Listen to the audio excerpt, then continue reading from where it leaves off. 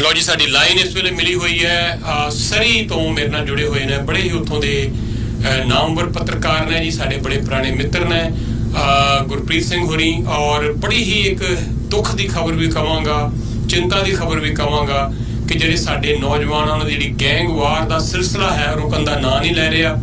तो पता लगा है कि विसलर ਦੇ ਵਿੱਚ ਜਿਹੜੀ ਸ਼ੂਟਿੰਗ ਹੋਈ ਐਤਵਾਰ ਨੂੰ, किस तरह ਉੱਥੇ ਸ਼ਰੇਆਮ ਦਿਨ ਦਿਹਾੜੇ ਗੋਲੀਆਂ ਚੱਲੀਆਂ और मनिंदर धालीवाल ਨੂੰ टारगेट किया गया। ब्रदर्स कीपर गैंग है वो इन्हां दा कोई। और उस तो इलावा हुण लेटेस्ट खबर आ रही है कि लैंगली का इलाका है जिहड़ा उत्थे भी इस वेले थोड़ी देर पहला शूटिंग हुई है। तो असीं कोशिश करते हुंदे आ प्रवासी मीडिया ग्रुप वालों कि तुहानूं ताज़ी जानकारी इमीडिएटली ब्रेकिंग न्यूज़ भी दईए, मौके ते लैके चलीए, उत्थों जानकारी लैण दी कोशिश करिए। तो गुरप्रीत होरां नूं पुछदे आ। गुरप्रीत, स्वागत करदे आ तुहाडा। सनी साहब बहुत शुक्रिया मंच मुहैया करने मौका देने लई।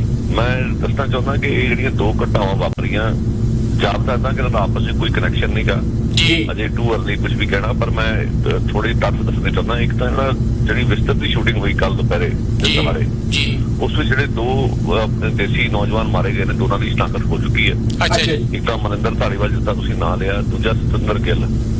और दोनों बारे पुलिस ने कहा कि उन्होंने बारे जानती सी, यानी कि दोनों का शक्की पिछोकड़ सी।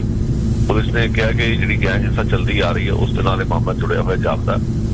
और मौके तो ही जरा बाद असीं वेखदे कि जरा विस्तर तो स्कॉमिश बड़ा दूर नहीं, स्कॉमिश विचों दो शक्की व्यक्तियों को फड़ लिया गया और एक झुलसी हुई गड्डी बरामद हुई है। मन्निया जा रहा है कि जिहड़ी गड्डी झुलसी हुई है वो वारदात इस्तेमाल की गई होगी।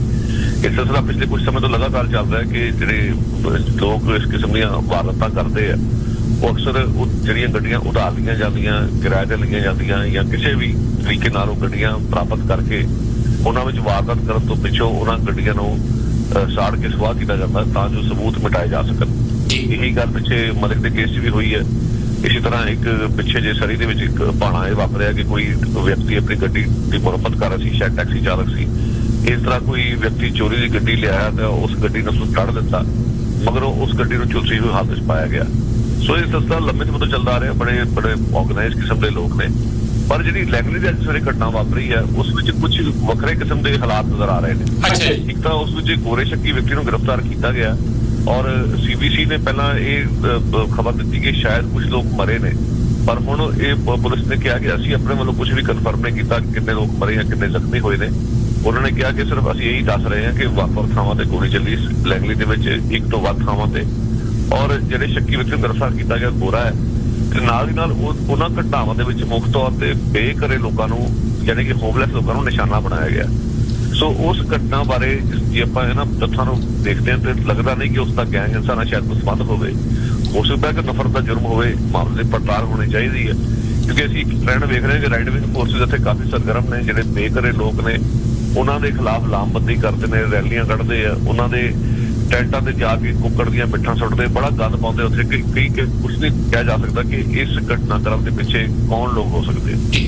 ਗੁਰਪ੍ਰੀਤ, ਪਹਿਲਾਂ ਵੀ ਮੈਨੂੰ ਯਾਦ ਆ ਇੱਕ ਪਰਿਵਾਰ ਦੇ ਦੋ ਬੱਚੇ ਇੱਕ ਗੈਂਗ ਵਾਰ ਦੇ ਵਿੱਚ ਮਾਰੇ ਗਏ ਸੀ ਸਾਲ ਡੇਢ ਸਾਲ ਦੇ ਅੰਤਰਾਲ ਦੇ ਵਿੱਚ। ਬਿਲਕੁਲ। ਔਰ ਹੁਣ ਫਿਰ ਉਹੀ ਇੱਕ ਘਟਨਾ ਵਾਪਰੀ ਹੈ। ਪਹਿਲਾਂ ਇਹ ਹਰਬ ਧਾਲੀਵਾਲ ਨਾਂ ਦਾ ਨੌਜਵਾਨ ਦੀ ਮੌਤ ਹੋਈ ਔਰ ਹੁਣ ਉਹਦੇ ਹੀ ਭਰਾ ਦੀ ਮੌਤ ਹੋਈ ਹੈ। ਮੋਸਟਲੀ ਮੈਂ ਦੇਖਿਆ 15, 18, 20 ਸਾਲ ਦੇ ਬੱਚੇ ਜਿਹੜੇ ਆ ਉੱਥੇ ਗੈਂਗ ਵਾਰ ਦੇ ਸ਼ਿਕਾਰ ਹੁੰਦੇ ਆ, ਪਰ ਇਹ ਤਾਂ 29 ਸਾਲ ਦਾ ਦੱਸਿਆ ਜਾ ਰਿਹਾ ਹੈ। ਤਾਂ ਇਹ ਜਿਹੜੀ ਗੈਂਗ ਵਾਰ ਹੈ ਤੁਹਾਡੇ ਇੱਥੇ ਜਦ ਮੈਂ ਮੀਡੀਆ ਸ਼ੁਰੂ ਕੀਤਾ ਇੱਥੇ ਦੇਖ ਰਹੇ ਹਾਂ ਉਸ ਤੋਂ ਪਤਾ ਨਹੀਂ ਕਦੋਂ ਪਹਿਲਾਂ ਤੋਂ ਇਹ ਗੈਂਗ ਵਾਰ ਚੱਲਦੀ ਆ ਰਹੀ ਹੈ, ਇਹਦਾ ਕਿਤੇ ਅੰਤ ਹੁੰਦਾ ਨਜ਼ਰ ਨਹੀਂ ਆ ਰਿਹਾ। ਸਰ ਦੇਖੋ, ਮੈਂ 2001 ਚ ਕੈਨੇਡਾ ਆਇਆ ਸੀਗਾ ਜੀ ਤੇ ਉਹਨਾਂ ਦਿਨਾਂ ਵਿੱਚ ਵੀ ਗੈਂਗ ਹਿੰਸਾ ਆਲਰੇਡੀ ਜਾਰੀ ਸੀ। ਤਕਰੀਬਨ ਉਸ ਜਿਸ ਸਮੇਂ ਦੀ ਗੱਲ ਕਰੀਏ ਤਾਂ ਉਦੋਂ ਹੀ ਇੱਕ ਮੋਟਾ ਜਿਹਾ ਅੰਕੜਾ ਸੀਗਾ ਕਿ 150 ਦੇ ਕਰੀਬ ਨੌਜਵਾਨ ਮੌਤ ਦੀ ਭੇਟ ਚੜ੍ਹ ਚੁੱਕਾ ਸੀਗਾ। ਸੋ ਤੁਸੀਂ ਵੇਖ ਲਓ ਕਿ 2001 ਦੀ ਮੈਂ ਗੱਲ ਕਰ ਰਿਹਾ, 150 ਦਾ ਅੰਕੜਾ ਉਸ ਵੇਲੇ ਮੈਂ ਤੁਹਾਨੂੰ ਦਿੱਤਾ। ਉਸ ਸਮੇਂ ਤੋਂ ਲੈ ਕੇ ਹੁਣ ਤੱਕ ਦੇਖ ਲਓ ਕਿੰਨੇ ਤਕਰੀਬਨ 21-22 ਸਾਲ ਹੋ ਗਏ ਨੇ ਤੇ ਕੀ ਹਾਲਾਤ ਬਣੇ ਹੋਏ ਆ ਜੀ। ਮਤਲਬ ਉਹ ਬਜਾਏ ਮਸਲਾ ਹੱਲ ਹੋਣ ਦੇ ਮਸਲਾ ਉਲਝ ਗਿਆ। ਇੱਥੋਂ ਤੱਕ ਕਿ ਮੈਨੂੰ ਅਜੇ ਵੀ ਯਾਦ ਹੈ ਕਿ ਉਹਨਾਂ ਦਿਨਾਂ ਦੇ ਵਿੱਚ ਦੇਸੀ ਭਾਈਚਾਰੇ ਦੀਆਂ ਕੋਸ਼ਿਸ਼ਾਂ ਸਦਕਾ ਜਿਹੜੇ ਸਾਡੇ ਜ਼ਿੰਮੇਵਾਰ ਲੋਕ ਨੇ, ਚਾਹੇ ਮੌਲਵੀ ਉੱਪਲ ਸਾਹਿਬ ਜਿਹੜੇ ਉਸ ਸਮੇਂ ਜੱਜ ਹੁੰਦੇ ਸੀਗੇ, ਇਹ ਸਾਡੇ ਭਾਈਚਾਰੇ ਦੇ ਕੁਝ ਪੁਲਿਸ ਅਫਸਰ, ਉਹਨਾਂ ਨੇ ਕਮਿਊਨਿਟੀ ਦੇ ਲੋਕਾਂ ਨੂੰ ਸੱਦ ਕੇ ਜਿਹਨੂੰ ਕਹਿੰਦੇ ਨੇ ਕਿ ਪਤਵੰਤੇ ਸੱਜਣਾ ਦੀ ਇੱਕ ਵੱਡੀ ਇਕੱਤਰਤਾ ਕੀਤੀ ਸੀ ਵੈਨਕੂਵਰ ਡਾਊਨਟਾਊਨ, ਇਸ ਮਸਲੇ ਦਾ ਕੋਈ ਹੱਲ ਕੱਢਿਆ ਜਾਵੇ। ਪਰ ਗੱਲ ਕਿਸੇ ਤਨ ਪਤਨ ਲੱਗੀ ਨਹੀਂ। ਸੋ ਮਸਲਾ ਹੋਰ ਖਿਲਰ ਗਿਆ। ਹੁਣ ਇਹਦੇ ਵਿੱਚ ਇਹ ਵੀ ਸਾਨੂੰ ਸਮਝਣਾ ਪਏਗਾ ਕਿ ਇਹ ਮਸਲਾ ਇਕੱਲੇ ਇੱਕ ਭਾਈਚਾਰੇ ਦਾ ਨਹੀਂਗਾ, ਇਹ ਸਾਰੇ ਸੰਸਾਰ ਦਾ ਮਸਲਾ। ਕੋਈ ਸ਼ਹਿਰ ਨਹੀਂ ਬਚਿਆ ਹੋਇਆ, ਕੋਈ ਫਿਰਕਾ ਨਹੀਂ ਬਚਿਆ ਹੋਇਆ, ਤਕਰੀਬਨ ਹਰ ਨਸਲ ਦੇ ਨੌਜਵਾਨ ਇਸ ਵਿੱਚ ਮੁਲਵਸ ਨੇ। ਸੋ ਇਹ ਹੁਣ ਸਮੱਸਿਆ ਇਹੋ ਜਿਹੀ ਬਣ ਗਈ ਕਿ ਸਾਰਿਆਂ ਨੂੰ ਸਿਰ ਜੋੜ ਕੇ ਲਈ ਯਤਨ ਕਰਨੇ ਪੈਣਗੇ ਕੀ ਇਹਦਾ ਹੱਲ ਕੱਢਿਆ ਜਾਵੇ। ਜਿਹੜਾ ਚਿੰਤਾਜਨਕ ਰੁਝਾਨ ਇਹ ਵੇਖਣ ਚ ਆ ਰਿਹਾ ਕਿ ਜੋ ਅਮਰੀਕਾ ਵਿੱਚ ਅਸੀਂ ਵੇਖਦੇ ਹਾਂ ਕਿ ਠੂਠਾਂ ਦਾ ਸਿਲਸਿਲਾ ਜਾਰੀ ਹੈ, ਬੰਦੂਕਾਂ ਦੀ ਕੋਈ ਰੋਕਥਾਮ ਨਹੀਂ, ਉਹ ਜਿਹਾ ਟ੍ਰੈਂਡ ਹੁਣ ਕੈਨੇਡਾ ਵਿੱਚ ਵੀ ਬਣਦਾ ਨਜ਼ਰ ਆ ਰਿਹਾ, ਜਿਹੜਾ ਕਿ ਲੰਮੇ ਸਮੇਂ ਲਈ ਬਹੁਤਾ ਵਧੀਆ ਰੁਝਾਨ ਨਹੀਂਗਾ। ਇਸ ਦੇ ਬਾਰੇ ਸਰਕਾਰਾਂ ਨੂੰ ਸਿਰ ਜੋੜ ਕੇ ਯਤਨ ਕਰਨੇ ਪੈਣਗੇ। ਔਰ ਗੁਰਪ੍ਰੀਤ ਦੇ ਨਾਲ ਦੂਜਾ ਜੁੜਿਆ ਹੋਇਆ ਮਸਲਾ ਜਿਹੜਾ ਹੁਣ ਪੰਜਾਬ ਦੇ ਗੈਂਗਸਟਰ ਦਾ ਵੀ ਜੁੜਦਾ ਜਾ ਰਿਹਾ ਹੈ। ਔਰ ਅਸੀਂ ਦੇਖਿਆ ਕਿ ਸਿੱਧੂ ਮੂਸੇਵਾਲ ਦੇ ਕਤਲ ਦੀ ਗੱਲ ਹੋਵੇ, ਕਬੱਡੀ ਦਾ ਪਲੇਅਰ ਸੀ ਸੰਦੀਪ ਅੰਬੀਆਂ, ਉਹਦੇ ਕਤਲ ਦੀ ਗੱਲ ਹੋਵੇ, ਆਏ ਦਿਨ ਹੁਣ ਉੱਥੇ ਬੈਠੇ ਗੈਂਗਸਟਰ ਤੇ ਇੱਥੇ ਬੈਠੇ ਗੈਂਗਸਟਰ ਦਾ ਜਿਹੜਾ ਆਪਸ ਵਿੱਚ ਲਿੰਕ ਹੈ, ਇੱਕ ਉਹ ਵੀ ਬੜਾ ਚਿੰਤਾ ਦਾ ਵਿਸ਼ਾ ਨਵਾਂ ਸਾਡੇ ਲਈ ਬਣਦਾ ਜਾ ਰਿਹਾ। ਮੇਰੇ ਕੋਲ ਸਮਾਂ ਥੋੜਾ, ਮੈਨੂੰ ਇਹ ਦੱਸੋ, ਕੁਇਕਲੀ ਦੱਸੋ ਕਿ ਰਿਪੁਦਮਨ ਸਿੰਘ ਹੋਰਾਂ ਦੀ ਜਿਹੜੀ ਹੱਤਿਆ ਹੋਈ ਹੈ ਉਸ ਤੋਂ ਬਾਅਦ ਬੜੀਆਂ ਜਿਹੜੀਆਂ ਇਸ ਤਰ੍ਹਾਂ ਦੀਆਂ ਅਫਵਾਹਾਂ ਸਰਗਰਮ ਹੋ ਰਹੀਆਂ ਕਿ ਫਲਾਣਾ ਬੰਦਾ ਫੜਿਆ ਗਿਆ, ਫਲਾਣਾ ਮੁਲਵਸ ਹੈ, ਸਾਨੂੰ ਥੋੜਾ ਦੱਸੋ ਅਪਡੇਟ ਕੀ ਹੈ ਉਸ ਮਾਮਲੇ ਦੇ ਵਿੱਚ। ਸਾਡੇ ਤਾਂ ਗੱਲ ਅਸਲ ਜੀ ਸਾਰੇ ਅਟਕਲ ਬੱਚੂ ਨੇ, ਕਿਉਂਕਿ ਆਪਾਂ ਇਹ ਵੇਖੀ ਕੈਨੇਡਾ ਦੇ ਪੁਲਿਸ ਤਿਆਰੀ ਉਸ ਤਰ੍ਹਾਂ ਦੇ ਕੈਨੇਡਾ ਦੀ ਪੁਲਿਸ ਦੀ ਜ਼ਿੰਮੇਵਾਰੀ ਹੈ ਕਿ ਇਸ ਮਸਲੇ ਦਾ ਕੋਈ ਜਾਂਚ ਕਰਕੇ ਤੇ ਗੱਲ ਨੂੰ ਕਿਸੇ ਪਾਸੇ ਲਾਇਆ ਜਾਵੇ ਕਿ ਕੌਣ ਲੋਕ ਇਸ ਵਿੱਚ ਸ਼ਾਮਲ ਹੋ ਸਕਦੇ।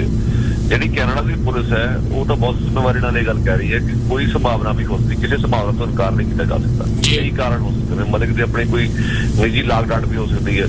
ਮਲਿਕ ਤੋਂ ਉਹ ਲੋਕ ਵੀ ਦੁਖੀ ਸੀ ਜਿਨ੍ਹਾਂ ਦੇ ਪਰਿਵਾਰ ਏਰੀਆ ਕਾਂਡ ਦੀ ਭੇਟ ਚੜ੍ਹ ਗਏ। ਮਲਿਕ ਤੋਂ ਕੁਝ ਖਾਲਿਸਤਾਨੀ ਅਨਸਰ ਵੀ ਔਖੇ ਸੀਗੇ, ਪਰ ਦਾਅਵੇ ਨਾਲ ਕੁਝ ਵੀ ਨਹੀਂ ਕਿਹਾ ਜਾ ਸਕਦਾ। ਸਾਰੀਆਂ ਸੰਭਾਵਨਾਵਾਂ ਤੇ ਗੌਰ ਹੋਣਾ ਚਾਹੀਦਾ। ਪਰ ਦੇਖਣ ਵਾਲੀ ਗੱਲ ਇਹ ਆ ਰਹੀ ਹੈ ਕਿ ਜਿਹੜਾ ਭਾਰਤੀ ਮੀਡੀਆ ਖਾਸ ਤੌਰ ਤੇ ਭਾਰਤੀ ਏਜੰਸੀਆਂ ਦੇ ਹਵਾਲੇ ਨਾਲ ਜਿਹੜੀਆਂ ਖਬਰਾਂ ਉਛਾਲ ਰਿਹਾ, ਉਹਨਾਂ ਖਬਰਾਂ ਦੀ ਜਿਹੜੀ ਪੁਖਤਗੀ ਤੇ ਉਹਨਾਂ ਦੀ ਭਰੋਸੇਯੋਗਤਾ ਦੇ ਉੱਤੇ ਸ਼ੰਕਾਵਾਂ ਨੇ ਲੋਕਾਂ ਨੂੰ, ਕਿਉਂਕਿ ਜਿਹੜੀਆਂ ਉਹ ਖਬਰਾਂ ਨੇ ਉੱਥੇ ਬੈਠੇ ਪਲਾਨ ਕਰਾਈਆਂ ਜਾ ਰਹੀਆਂ, ਉਸ ਵਿੱਚ ਇੱਕ ਏਜੰਡਾ ਨਜ਼ਰ ਆ ਰਿਹਾ ਬੜਾ ਉੱਭਰ ਕੇ ਕਿ ਮਲਿਕ ਨੂੰ ਇਸ ਤਰੀਕੇ ਨਾਲ ਪੇਸ਼ ਕੀਤਾ ਜਾ ਰਿਹਾ ਕਿ ਸ਼ਾਇਦ ਮਲਿਕ ਬਹੁਤ ਵੱਡਾ ਵਿਕਟਿਮ ਸੀ। ਹਾਲਾਂਕਿ ਏਅਰ ਇੰਡੀਆ ਕਾਂਡ ਵਿੱਚ ਸ਼ੱਕੀ ਭੂਮਿਕਾ ਸੀ, ਅਦਾਲਤ ਨੇ ਬਰੀ ਤੇ ਕੀਤਾ, ਪਰ ਬਾਅਦ ਅਦਾਲਤ ਨੇ ਇਹ ਵੀ ਕਿਹਾ ਸੀ ਕਿ ਅਸੀਂ ਕੋਈ ਤੁਹਾਨੂੰ ਬੇਗੁਨਾਹੀ ਦਾ ਸਰਟੀਫਿਕੇਟ ਨਹੀਂ ਦਿੱਤਾ ਹੋਇਆ। ਉਸਦੇ ਬਾਵਜੂਦ ਮਲਿਕ ਦਾ ਭਾਰਤ ਜਾਣਾ, ਰੌ ਦੇ ਮੁਖੀ ਨੂੰ ਮਿਲਣਾ, ਮੋਦੀ ਦੇ ਹੱਕ 'ਚ ਭੁਗਤਣਾ, ਉਸ ਦੇ ਮੱਦੇਨਜ਼ਰ ਹੁਣ ਇਹ ਗੱਲਾਂ ਬਣਾਈਆਂ ਜਾ ਰਹੀਆਂ ਕਿ ISI ਦੇ ਖਾਲਿਸਤਾਨੀ ਵਿੱਚ ਸ਼ਾਮਲ ਨੇ, ਕਈ ਤਰ੍ਹਾਂ ਦੇ ਨਾਂ ਲਏ ਜਾ ਰਹੇ ਆ ਬਿਨਾਂ ਕਿਸੇ ਸਬੂਤ, ਬਿਨਾਂ ਕਿਸੇ ਆਧਾਰ ਦੇ, ਜਿਹੜਾ ਕਿ ਮੈਂ ਸਮਝਦਾ ਕਿ ਬਹੁਤਾ ਵਧੀਆ ਰੁਝਾਨ ਨਹੀਂਗਾ। ਸੋ ਭਾਰਤੀ ਮੀਡੀਆ ਤੇ ਉੱਥੋਂ ਦੇ ਸੱਜੇ ਪੱਖੀ ਤਾਕਤਾਂ ਤੇ ਜਿਹੜੀ ਏਜੰਸੀਆਂ ਨੇ ਜੋ ਜਿਸ ਕਿਸਮ ਦੀ ਗੇਮ ਉਹ ਖੇਡ ਰਹੇ ਉਸ ਤੇ ਵੀ ਸਾਨੂੰ ਬਾਜ਼ ਰੱਖਣੀ ਚਾਹੀਦੀ ਹੈ। ਠੀਕ ਹੈ, ਬਹੁਤ ਬਹੁਤ ਸ਼ੁਕਰੀਆ ਗੁਰਪ੍ਰੀਤ, ਤੁਸੀਂ ਜਦੋਂ ਜ਼ਰੂਰਤ ਹੁੰਦੀ ਹੈ ਸਾਨੂੰ ਫਟਾਫਟ ਅਪਡੇਟ ਕਰ ਦਿੰਦੇ ਹੋ। ਔਰ ਇਸ ਕੇਸ 'ਚ ਵੀ ਕੋਈ ਹੋਰ ਜਾਣਕਾਰੀ ਹੋਈ ਤੁਹਾਡਾ ਫਿਰ ਜਲਦੀ ਗੱਲ ਕਰਾਂਗੇ। ਬਹੁਤ ਬਹੁਤ ਸ਼ੁਕਰੀਆ ਤੁਹਾਡਾ, ਥੈਂਕ ਯੂ, ਮਿਹਰਬਾਨੀ, ਥੈਂਕ ਯੂ ਸੋ ਮਚ।